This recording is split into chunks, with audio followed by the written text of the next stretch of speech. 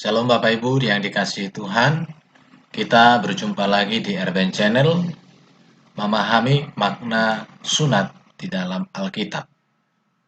Ini satu topik yang sangat menarik dan seringkali juga saudara-saudara kita Muslim mempertanyakan hal ini kepada kita, mengapa orang Kristen sunat. Pada sisi ini saya akan membahas secara tuntas apa makna sunat di dalam Alkitab. Dan saya akan tunjukkan mengapa orang Kristen tidak disunat, atas dasarnya apa, akan saya tunjukkan di dalam sesi ini, dan diharap Bapak Ibu boleh mengikuti pemaparan saya dalam materi ini, dari awal sampai selesai, supaya Bapak Ibu mengerti, sama-sama kita paham, apa yang saya maksudkan, apa yang dimaksudkan oleh firman Tuhan tentang sunat ini. Terima kasih Bapak Ibu. Kiranya Tuhan terus memberkati kita, menolong kita, melawat kita, menuntun kita kepada kehendaknya. Kita awali dari sunat dalam kitab Perjanjian Lama. Sunat pertama kali dibicarakan dalam Alkitab pada peristiwa Abraham. Tepatnya Kejadian pasal 7 ayat 9 sampai dengan ayat 14.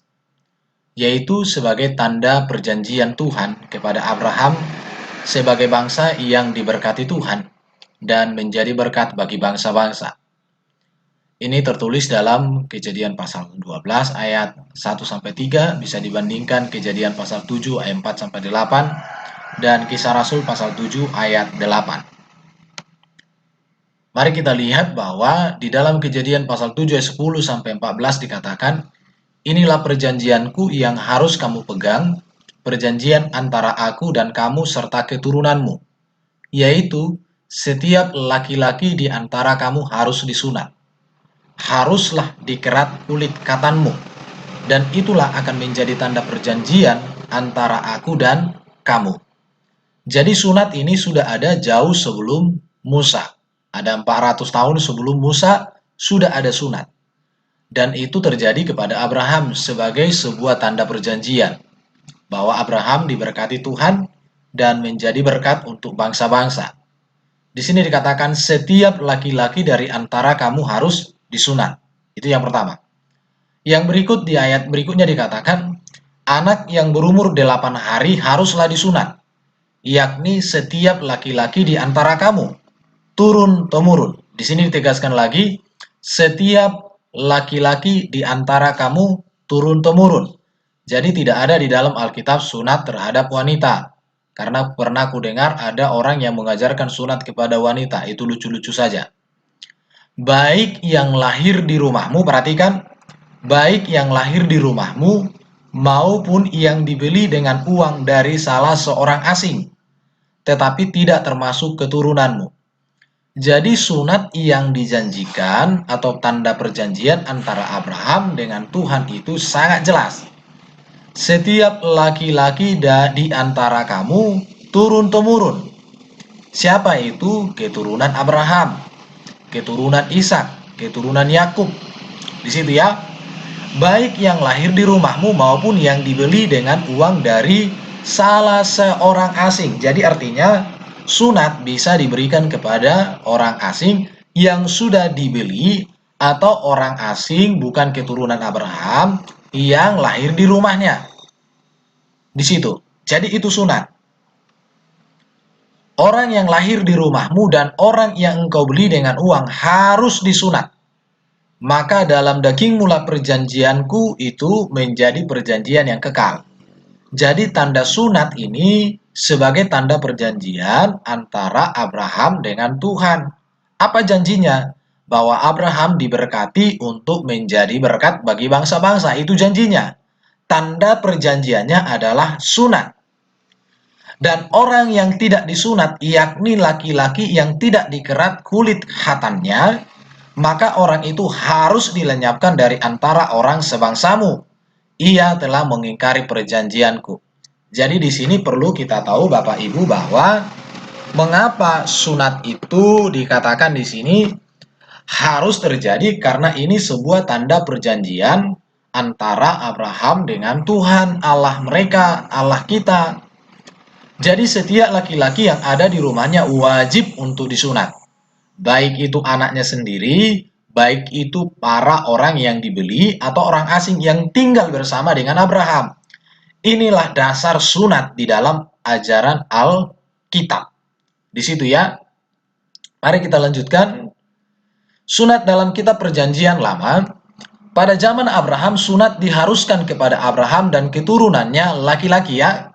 Dan juga kepada setiap laki-laki di rumah Abraham, baik yang itu yang lahir ataupun yang dibeli. Bisa dibicarakan ini budak. Tuhan pernah berikhtiar untuk membunuh Musa karena tidak melakukan perjanjian sunat terhadap anaknya. Bapak Ibu bisa kita baca dalam Keluaran 4 ayat 24 sampai 26. Karena Musa tidak melakukan sunat terhadap anak-anaknya, maka Tuhan berikhtiar untuk membunuh dia. Mengapa? Karena memang janji Tuhan kepada Abraham, setiap anak laki-laki, setiap laki-laki yang tidak sunat di rumahmu harus dilenyapkan.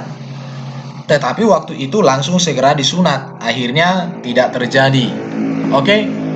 Baru di dalam perjanjian lama, sunat juga menjadi tanda dan syarat bangsa asing dapat menjadi anggota persekutuan Israel. Sama seperti tadi ketika ada orang di rumah Abraham, mereka boleh tinggal, boleh hidup bersama Abraham kalau mereka harus disunat. Kalau tidak, tidak boleh. Jadi sunat ini juga menjadi tanda dan syarat bangsa asing dapat menjadi anggota persekutuan Israel atau umat Tuhan. Artinya, orang-orang non-Yahudi dapat masuk dalam perayaan ibadah Yahudi ketika mereka telah menyerahkan diri untuk disunat. Keluaran 12 ayat 48. Di sana dikatakan jelas bahwa orang non-Yahudi dapat ikut bersama-sama dengan orang Israel merayakan ibadah menyembah Tuhan ketika mereka menyerahkan diri untuk disunat. Artinya di sini sebuah janji ikatan perjanjian antara Abraham dengan Tuhan itu terjadi atas diri orang itu. Bahkan juga saat Yosua telah masuk tanah Kanaan memimpin bangsa Israel, hal yang penting dan pertama yang diperintahkan Tuhan untuk dilakukan adalah perintah sunat. Yosua pasal 5 ayat 2 sampai 11. Bisa Bapak Ibu baca di sana.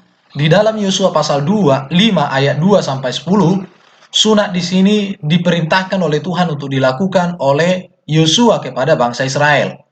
Sunat juga dipandang sebagai sebuah tanda khas yang membedakan dari bangsa-bangsa lain.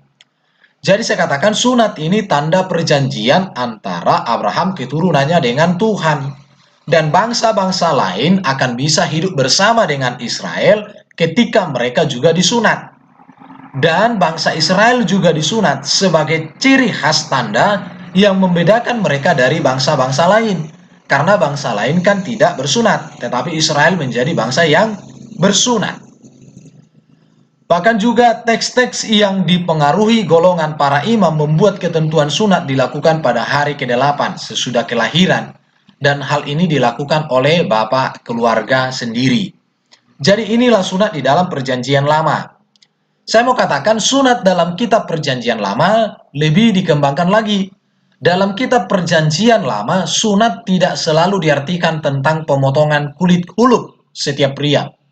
Perhatikan Bapak Ibu bahwa dalam kitab perjanjian lama, sunat tidak selalu diartikan tentang pemotongan kulit hulup setiap pria. Para nabi memakai kata sunat dalam pengertian yang berbeda, yaitu berkaitan dengan karakter dan kerohanian. Jadi sunat di dalam perjanjian lama itu tidak hanya berbicara pemotongan kulit hulupnya, bukan.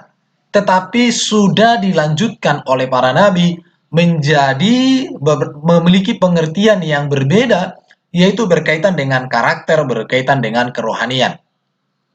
Mari kita lihat bahwa ungkapan sunat dalam hal rohani adalah sebuah kiasan tentang yang pertama, hati yang tidak bersunat. Ini dituliskan di dalam Ulangan pasal 10 ayat 16 dikatakan, sebab itu sunatlah hatimu dan jangan lagi kamu tegar tengkuk. Artinya tegar tengkuk di sini orang yang melawan, orang yang membandal, orang yang bebal itu perlu hatinya disunat. Artinya apa? Segala sesuatu yang tidak beres dalam hatinya itu dibuang. Kalau di perjanjian baru Paulus pernah mengutip sunatlah hatimu, sunat hati itu bukan ajaran Paulus. Tetapi Paulus mengutip dari Ulangan pasal 10 ayat 16. Baru dikatakan juga di dalam Yeremia dan Yehezkiel katakan begini, sunatlah dirimu bagi Tuhan, dan jauhkanlah kulit kehatan hatimu, hai orang Yehuda dan penduduk Yerusalem, supaya jangan murkaku mengamuk seperti api dan menyala-nyala dengan tidak ada yang memadamkan, oleh karena perbuatan-perbuatanmu yang jahat. Jadi di zaman Musa sudah ada istilah sunat hati. Ini diberikan gambaran kepada orang yang tegar tengkuk harus bertobat. Di zaman Yeremia dan Yehezkiel sudah ada juga istilah sunat hati. Kemudian nanti Paulus di dalam kitab Perjanjian Baru dalam surat-suratnya mengatakan sunat hati. Jadi sunat hati bukan ajaran Paulus saja, tetapi Paulus sedang mengutip kitab Ulangan, mengutip kitab Yeremia dan kitab Yehezkiel. Karena kan Paulus ini seorang yang cerdas. Paulus ini kan seorang yang mengerti hukum Taurat. Jadi dia melakukan ajarannya tentu ada dasarnya. Tapi sangat disayangkan sekali ada orang yang ngeyel aja terus bahwa sunat hati ajaran Paulus. Sunat hati diajarkan Paulus karena Paulus itu mengerti firman Tuhan dalam kitab para nabi, kitab Perjanjian Lama. Yang berikut ungkapan sunat sebagai sebuah kiasan tentang telinga tidak bersunat. Mari kita melihat Yeremia 6 ayat 10 dikatakan, kepada siapakah aku harus berbicara dan bersaksi supaya mereka mau memperhatikan? Sungguh, telinga mereka tidak bersunat. Mereka tidak dapat mendengar. Sungguh, firman Tuhan menjadi cemoohan bagi mereka. Mereka tidak menyukainya. Jadi sunat ini tidak hanya berbicara pemotongan kulit hatam, tetapi juga berbicara tentang hati dan telinga. Supaya telinga itu mau mendengar firman Tuhan disunat. Artinya telinga itu harus diarahkan kepada firman Tuhan. Jangan keras, jangan menutup hatinya, jangan menutup telinganya terhadap firman Tuhan. Tapi harus memberikan tempat kepada firman Tuhan. Jadi sunat dalam Perjanjian Lama saya pikir sudah sangat jelas melalui pemaparan saya dengan pengertian yang sangat sederhana di sini. Oke, saya akan lanjutkan Bapak Ibu tentang sunat dalam Perjanjian Baru. Bagaimana sih sunat dalam Perjanjian Baru? Saya mau katakan sunat Perjanjian Baru, Yohanes Pembaptis disunat. Dan sunat ini dikaitkan dengan pemberian nama, sama juga dengan Yesus. Mari kita lihat Lukas pasal 1 ayat 59-60. Maka datanglah mereka pada hari yang ke-8 untuk menyunatkan anak itu, dan mereka hendak menamai dia Zakaria menurut nama bapaknya. Tetapi ibunya berkata, jangan, ia harus dinamai Yohanes. Jadi Yohanes di sini disunat, sekaligus diberikan nama. Yesus sendiri juga disunat. Lukas pasal 2 ayat 21. Dan ketika genap 8 hari, ia harus disunatkan. Ia diberi nama Yesus, yaitu nama yang disebut oleh malaikat sebelum ia dikandung oleh ibunya. Jadi Yesus juga disunat. Dan juga sekaligus pemberian nama. Artinya, sunat di dalam Perjanjian Lama sebagai tanda perjanjian terjadi kepada Yohanes Pembaptis, terjadi juga kepada Yesus. Mengapa Yesus disunat? Alasannya adalah orang tua manusiawi Yesus Kristus, yaitu Yusuf dan Maria, adalah orang Yahudi. Dan sebagai orang Yahudi, mereka tunduk kepada tanda perjanjian yang dibuat antara Tuhan dengan Abraham dan keturunannya, yaitu sunat. Kejadian 17 ayat 11. Mengapa Yesus disunat? Karena Yesus adalah lahir sebagai keturunan Yusuf dan Maria. Dan Maria Yusuf ini kan orang Yahudi, wajar disunat. Tetapi harus diketahui bahwa Yesus bukan benih Yusuf dan Maria, tetapi firman dan roh Allah yang datang kepada Maria ke dalam rahim Maria. Makanya Yesus disebut sebagai anak Allah juga, artinya bahwa benih dan firman, benih firman menjadi manusia, firman itu ada dalam diri Allah. Tapi bahasan ini saya sudah bahas di dalam video-video sebelumnya. Bapak Ibu bisa mengikutinya dengan baik. Oke, sekarang bagaimana sikap Yesus terhadap sunat? Saya mau katakan bahwa Yesus tidak pernah menghapuskan kitab Taurat dan kitab para nabi. Di dalam kitab Taurat dan kitab para nabi ada ajaran sunat. Yesus tidak pernah menghapuskan. Mari kita lihat Matius 5 ayat 17 sampai 18 dan ayat 48. Dikatakan, "Jangan kamu menyangka bahwa aku datang untuk meniadakan hukum Taurat atau kitab para nabi. Aku datang bukan untuk meniadakannya, melainkan untuk menggenapinya. Karena aku berkata kepadamu, sesungguhnya selama belum lenyap langit dan bumi ini, satu iota, satu titik pun tidak akan ditiadakan dari hukum Taurat, sebelum semuanya itu terjadi. Karena itu haruslah kamu sempurna, sama seperti Bapamu yang di surga adalah sempurna." Jadi saya katakan Yesus tidak menghapuskan kitab Taurat yang di dalamnya ada hukum sunat. Sampai hari ini orang Yahudi melakukan sunat. Karena kan perjanjian sunat antara Abraham dengan Tuhan jelas bahwa sunat itu terjadi kepada Abraham dan keturunannya atau orang yang sudah menjadi milik daripada orang Israel, orang Yahudi yang dibeli atau lahir di rumah mereka. Jadi kalau orang lahir di Israel, ya wajar disunat. Atau orang sudah menjadi bagian dari orang Israel, wajar disunat. Oke? Yesus mengajarkan bahwa sunat itu bukan ajaran yang berasal dari Musa. Tetapi sunat ini berasal dari ajaran nenek moyang mereka, yaitu Abraham. Mari kita lihat Yohanes pasal 7 ayat 22-23. Musa menetapkan supaya kamu bersunat. Sebenarnya sunat itu tidak berasal dari Musa, tetapi dari nenek moyang kita. Dan kamu menyunat orang pada hari Sabat. Jikalau seorang menerima sunat pada hari Sabat, supaya jangan melanggar hukum Musa, mengapa kamu marah kepadaku karena aku menyembuhkan seluruh tubuh seorang manusia pada hari Sabat? Dari sini kita melihat bahwa Yesus mengatakan bahwa sunat itu bukan ajaran Musa, bukan berasal dari Musa, tetapi berasal dari zaman Abraham sebagai tanda perjanjian antara Tuhan Allah dengan Abraham, dan itu terjadi kepada keturunannya sampai selama-lamanya. Sangat jelas ya. Saya katakan bahwa Yesus itu melakukan hukum Taurat. Yesus mengatakan bahwa melakukan hukum Taurat tanpa keadilan, tanpa belas kasihan, tanpa kesetiaan adalah sia-sia. Hukum Taurat salah satu berarti di dalamnya ada sunat.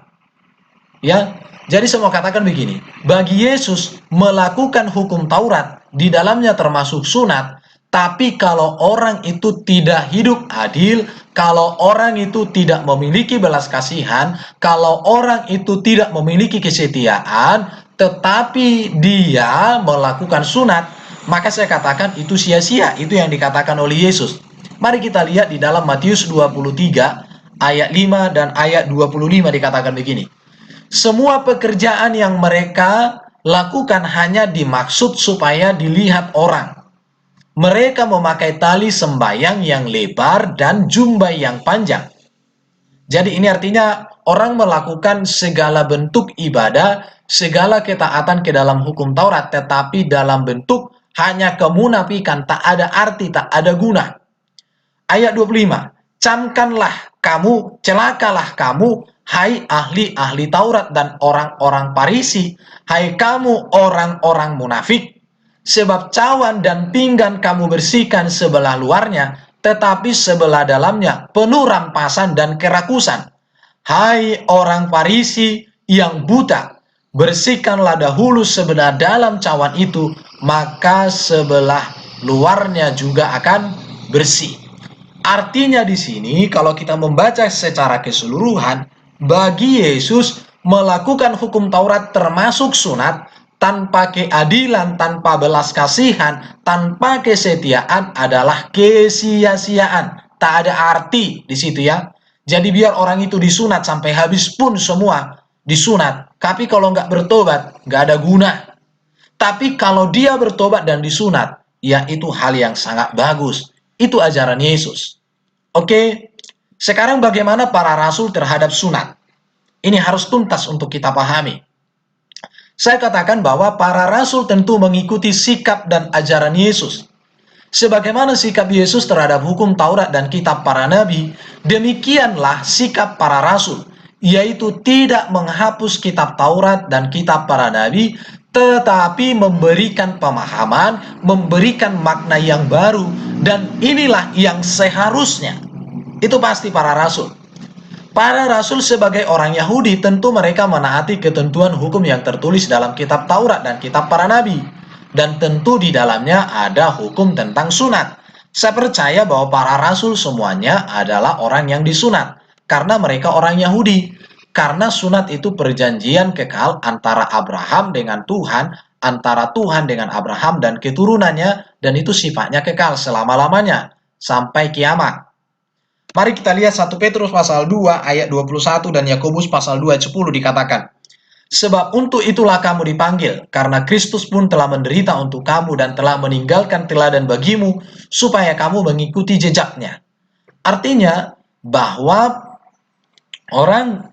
para murid di sini dan Petrus mengajarkan supaya kita mengikuti jejak Kristus. Yakobus pasal 2 ayat 10, sebab barang siapa menuruti seluruh hukum itu tetapi mengabaikan satu bagian daripadanya, ia bersalah terhadap seluruhnya. Artinya Yakobus Petrus mengakui akan kesahan daripada seluruh kitab Taurat dan kitab para nabi, tetapi para rasul memberikan pengertian yang baru, pengertian yang pemahaman yang seharusnya. Jadi saya katakan orang percaya tidak dibenarkan melalaikan hukum Taurat. Tetapi melakukan hukum Taurat bukan lagi untuk memperoleh keselamatan. Melainkan karena mengasihi Tuhan yang memberi, yang telah menganugerahkan anugerah keselamatan itu sendiri. Ini saya ulangi. Orang percaya tidak dibenarkan melalaikan hukum Taurat. Tetapi prinsipnya melakukan hukum Taurat bukan lagi untuk memperoleh keselamatan. Tetapi melakukan hukum Taurat karena mengasihi Tuhan dan yang Tuhan sudah berikan kita karunia keselamatan, maka karena itu kita melakukan hukum Taurat itu sendiri. Mari kita lihat sekarang bagaimana ajaran Paulus terhadap sunat. Kita melihat di dalam Alkitab Paulus sebelum bertobat, dikatakan jelas bahwa Paulus sendiri disunat sesuai dengan hukum perjanjian Tuhan dengan Abraham, sebagaimana tertulis di dalam kitab Taurat. Dikatakan dalam Filipi pasal 3 oleh Paulus sendiri ayat 4b sampai dengan ayat 5. Jika ada orang lain yang menyangka dapat menaruh percaya pada hal-hal lahiriah, aku lebih lagi disunat pada hari ke-8 dari bangsa Israel, dari suku Benyamin, orang Ibrani asli. Tentang pendirian terhadap hukum Taurat, aku orang Farisi. Jadi Paulus sendiri disunat pada hari ke-8. Sesuai dengan perjanjian Tuhan kepada Abraham, seperti yang terjadi kepada Yesus. Disunat juga dia. Sangat jelas ya. Tapi Paulus setelah bertobat, saya mau katakan, Paulus tidak pernah menentang sunat. Paulus tidak pernah menghapus sunat. Paulus tidak pernah mengatakan sunat tidak ada artinya. Bahkan Paulus mengatakan, sunat itu memiliki arti yang penting. Mengapa memiliki arti yang penting? Karena itu tanda perjanjian antara Tuhan dengan Israel dan keturunannya dan semua orang yang mau ambil bagian di dalam perjanjian itu. Maka Paulus mengatakan bahwa sunat itu penting. Yang ditentang oleh Paulus adalah kehidupan orang bersunat yang tidak mencerminkan diri sebagai umat pilihan Tuhan. Atau orang bersunat tetapi kehidupannya lebih buruk daripada orang yang tak bersunat. Ini yang ditentang oleh Paulus. Paulus menentang ajaran yang seperti ini. Kehidupan orang yang bersunat yang tidak mencerminkan diri sebagai umat pilihan Tuhan. Atau orang yang bersunat kehidupannya lebih buruk daripada orang yang tak bersunat. Ini yang ditentang oleh Paulus. Tapi bagi saudara-saudara kita Muslim banyak tidak memahami ini. Karena mereka tidak memahami konsep Paulus secara utuh tentang sunat ini. Dan di sini saya mau jelaskan. Mari kita lihat Roma pasal 2 ayat 25 sampai 27. Paulus mengatakan begini. Sunat memang ada gunanya jika engkau menaati hukum Taurat. Tetapi jika engkau melanggar hukum Taurat, maka sunatmu tidak ada lagi gunanya. Apa gunanya disunat? Tapi seluruh hukum-hukum di dalam kitab Taurat dilanggar. Contoh, jangan berzina, jangan mencuri, jangan mengucapkan saksi dusta, jangan engkau mengingini orang lain, jangan engkau menyembah Allah yang lain, menyembah hanya Allah yang Esa yang satu saja. Kalau itu dilanggar, biar dia disunat sampai habis, tidak ada gunanya itu sunat. Tetapi yang Paulus mau tekankan adalah sunat secara lahiriah itu sebagai tanda perjanjian itu harus sampai kepada hati yang berubah.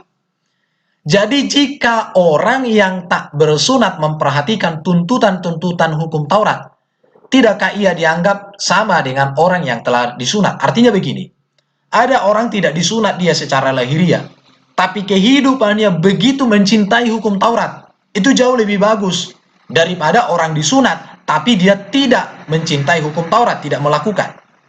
Jika demikian, maka orang yang tak bersunat tetapi yang melakukan hukum Taurat akan menghakimi kamu yang mempunyai hukum tertulis dan sunat, tetapi melanggar hukum Taurat itu sendiri. Inilah yang dikatakan Paulus tentang sunat. Tetapi banyak juga orang Kristen salah memahami, tidak perlu sunat, sunat tidak berlaku. Jangan juga terlalu ekstrim. Bagi saudara-saudara muslim, pahami bahwa Paulus tidak pernah menentang sunat. Tetapi yang ditentang oleh Paulus adalah seperti di dalam penjelasan saya tadi. Saya pikir ini sangat jelas ya, sangat jelas. Mari kita lihat bagaimana sikap Paulus terhadap sunat. Paulus dengan tegas mengatakan sunat lahiriah tanpa sunat rohani tidak berguna. Bahkan sunat rohani lebih bernilai dibandingkan dengan orang yang bersunat secara lahiriah yang hidup tanpa pertobatan. Ini harus dimengerti dulu, ini harus benar-benar dipahami. Saya sudah bacakan tadi Roma pasal 2, 28, 29. Oh, ini kelanjutannya. Sebab yang disebut Yahudi bukanlah orang yang lahiriah Yahudi. Dan yang disebut sunat bukanlah sunat yang dilangsungkan secara lahiriah. Tetapi orang Yahudi sejati ialah dia yang tidak tampak keyahudiannya, dan sunat ialah sunat di dalam hati, secara rohani, bukan secara hurufiah. Maka pujian baginya datang bukan dari manusia, melainkan datang dari Tuhan. Tadi saya katakan bahwa di dalam kitab Yeremia dan Yehezkiel ada sebutan sunat hati, bahkan sunat telinga. Jadi Paulus mengutip hal itu di dalam surat Roma pasal 2, 8, 29. Artinya di sini adalah sunat tanpa pertobatan, sunat tanpa pengabdian itu tidak ada guna. Oleh karena itu maka yang didorong dan diajarkan Paulus, kalau kamu disunat secara lahiriah, lebih lagi kamu harus disunat secara rohani, secara telinga, secara batin kamu harus disunat. Itu yang mau diajarkan oleh Paulus. Jadi bukan mengatakan sunat tak ada guna. Kita harus memahami konteks ajaran Paulus tentang sunat ini secara utuh. Di situ ya. Jadi sangat jelas sekali sebenarnya yang diajarkan oleh Paulus ini. Cuma banyak orang tidak memahami karena tidak mau mempelajari, menggali dengan sungguh-sungguh. Mari kita lihat Kolose pasal 2 ayat 11 sampai 12. Di dalam Dia kamu telah disunat, bukan dengan sunat yang dilakukan oleh manusia, tetapi dengan sunat Kristus. Jadi Paulus di sini tadi sunat hati, itu berasal dari kitab Perjanjian Lama. Sekarang dikatakan oleh Paulus sunat Kristus. Apa itu? Yang terdiri dari penanggalan akan tubuh yang berdosa. Karena dengan demikian kamu dikuburkan dalam baptisan, dan di dalam Dia kamu turut dibangkitkan juga dengan Kristus.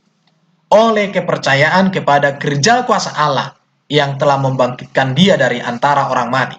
Jadi sunat yang diajarkan oleh Paulus bukan lagi pemotongan kulit khatan, bukan lagi hanya sunat hati dan telinga, tetapi sunat Kristus artinya di sini menyatu dengan Kristus dalam kematian, dalam kehidupan, dalam kebangkitan, dalam kemuliaan Kristus. Artinya Kristus menjadi penguasa di dalam kehidupan orang yang Kristen.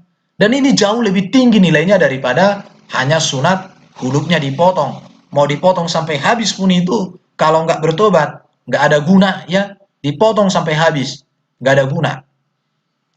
1 Korintus pasal 7 ayat 18 sampai 19. Mari kita lihat. Kalau seorang dipanggil dalam keadaan bersunat, janganlah ia berusaha meniadakan tanda-tanda sunat. Artinya gini, kalau orang Yahudi lahir sebagai orang Yahudi, jangan hilangkan sunat, sunat saja. Dan kalau seorang dipanggil dalam keadaan tidak bersunat, janganlah ia mau bersunat. Ya kalau ada orang sebagai orang Kristen, dia bukan orang Yahudi, jangan juga terpaksa mau menjadi orang Yahudi, ikut-ikutan. Karena sunat itu kan perjanjiannya kepada Abraham dan keturunannya, serta orang yang tinggal di rumah Abraham atau orang yang sudah dibeli Abraham menjadi budak milik mereka. Apakah engkau milik Abraham, dibeli oleh Abraham? Tidak. Ya, kalau kamu tidak dibeli, kamu tidak budak Abraham, kamu tidak lahir di rumah Abraham dan keturunannya, buat apa disunat? Di situ maksudnya. Jadi kalau seorang dipanggil dalam keadaan bersunat, janganlah ia berusaha meniadakan tanda-tanda sunat itu. Dan kalau seorang dipanggil dalam keadaan tidak bersunat, janganlah ia mau bersunat. Sebab bersunat atau tidak bersunat tidak penting. Yang penting ialah menaati hukum-hukum Allah. Hukum-hukum Allah apa? Yaitu semua yang tertulis dalam hukum Taurat itu. Contoh, jangan berzina, jangan mencuri, jangan membunuh, jangan mengucapkan saksi dusta, jangan mengingini ini. Ingat dan kuduskan hari Sabat, sembahlah hanya Allah yang Esa, jangan ada padamu Allah lain. Kalau kita melakukan itu dan kita hidup di dalam anugerah Tuhan, itu jauh lebih penting. Tapi kalau memang kamu orang Yahudi dan kamu mau hidup seperti orang Yahudi, kamu disunat, ya silakan. Itu bukan paksaan. Itu artinya, oke, saya pikir sangat jelas sekali ya Bapak Ibu ya. Paulus terhadap sunat, jika kita melihat ajaran Paulus, maka ada beberapa tipe orang yang dihadapi. Pertama adalah orang Yahudi bersunat tetapi tidak percaya kepada Yesus. Ini tidak benar. Dan ini tidak akan selamat. Ya, baru dikatakan orang Yahudi bersunat percaya kepada Yesus. Ya sudah, lakukan sunat dan percaya kepada Yesus. Itu sah. Di situ ya, orang Yahudi bersunat tetapi tidak percaya kepada Yesus. Berarti dia masih ikut kitab perjanjian lama, belum menerima Yesus.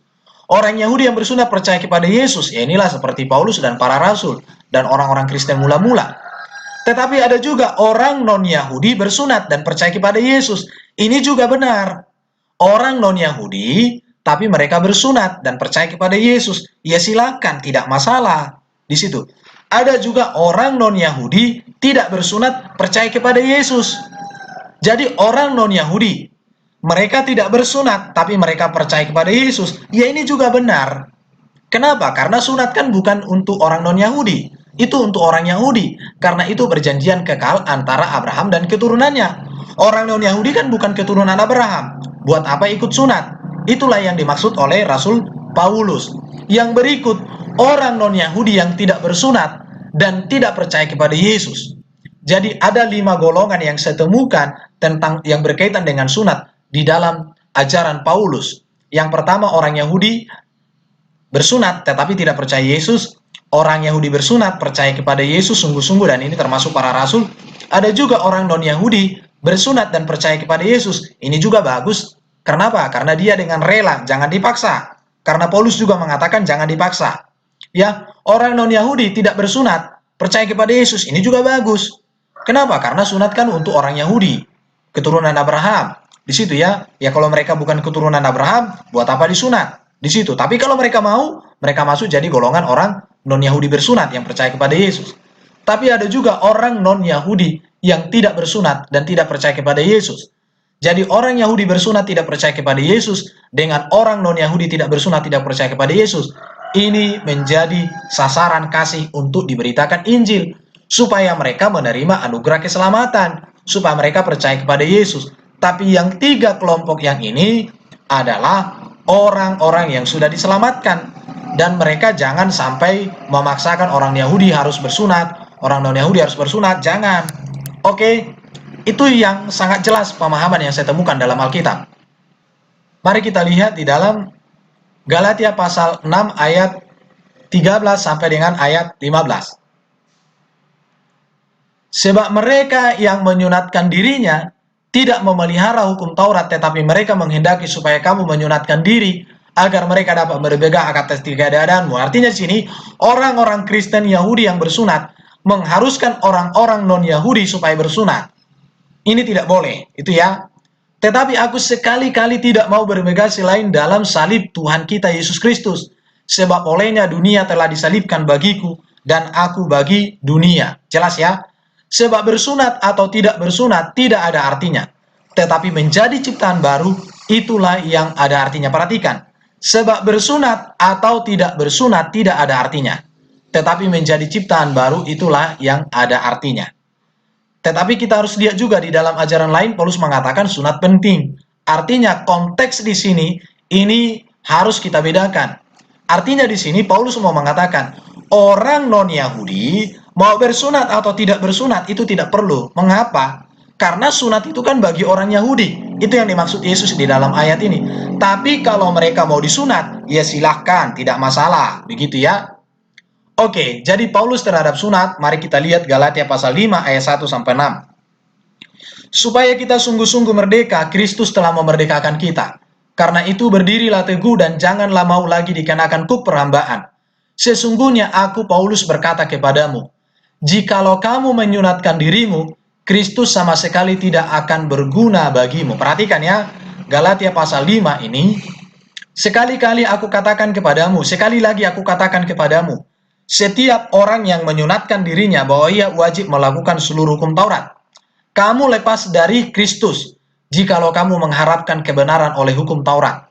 Perhatikan, kata kunci yang mau ditegaskan oleh Paulus di sini adalah jikalau kamu mengharapkan kebenaran oleh hukum Taurat, maka kita lepas dari Kristus dan kita hidup di dalam kasih karunia. Artinya kita melakukan hukum sunat bukan untuk mendapatkan kebenaran, bukan untuk mendapatkan keselamatan, karena keselamatan adalah anugerah.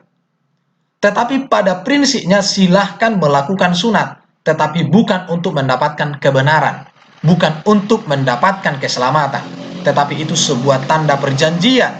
Oke? Sebab oleh roh dan karena iman kita menaati kebenaran yang kita harapkan. Sebab bagi orang-orang yang ada di dalam Kristus Yesus, hal bersunat atau tidak bersunat tidak mempunyai sesuatu arti, hanya iman yang bekerja oleh kasih. Sebab bagi orang-orang yang ada di dalam Kristus Yesus, hal bersunat atau tidak bersunat tidak mempunyai sesuatu arti, hanya iman yang bekerja oleh kasih. Perhatikan di sini. Jadi orang-orang non-Yahudi tidak diharuskan untuk disunat. Mengapa? Karena sunat itu pada dasarnya perjanjian Tuhan dengan Abraham dan keturunannya, serta orang yang lahir di rumah Abraham, serta orang yang sudah dibeli oleh Abraham menjadi hamba pelayan atau budak milik mereka. Di situ. Jadi kalau orang Yahudi disunat, ya wajar, itu perjanjian dengan mereka. Tapi kita bukan orang Yahudi. Tapi saya mau katakan ada orang mengajarkan sunat, melakukan sunat, tapi di dalam kitab sucinya tidak ada ajaran sunat. Itu yang menjadi persoalan lebih besar lagi. Atas dasar apa mereka disunat? Orang di dalam kitab sucinya tidak ada sunat. Ini yang lucu. Iya ya. Oke Bapak Ibu yang dikasihi Tuhan.